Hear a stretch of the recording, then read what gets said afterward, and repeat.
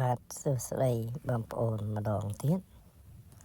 ថ្ងៃនេះមានវីដេអូថ្មីមួយទៀតហើយដើម្បីចែកជូនបងប្អូន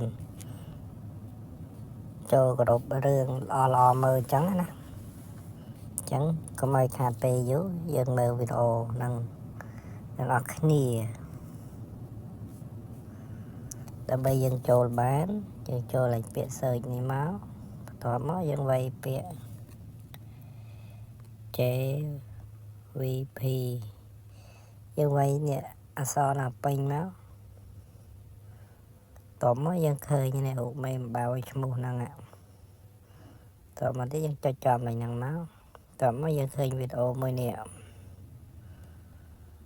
យើងចុចចូលវីដេអូហ្នឹងមកថ្ងៃនេះតោះមកទៀតយើងចូលលេខនេះចុចចំនៅអក្សរของมันហ្នឹងមកតោះមកយើងឃើញលេខនេះវាមាន2បងប្អូនចង់ចូលមួយណាក៏បានដែរអញ្ចឹងខ្ញុំចូលឥឡូវ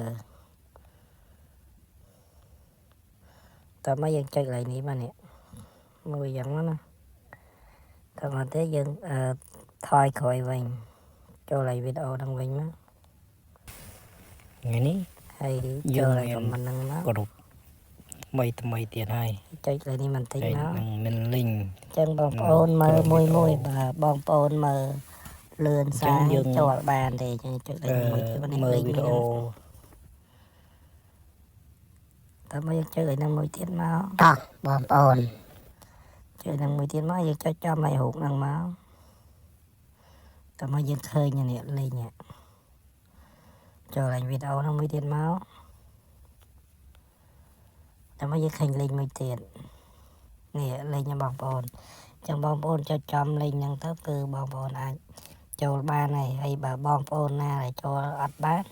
អាចខមមិនក្រុមវីដេអូហ្នឹងមកដើម្បីខ្ញុំដាក់ឲ្យចូល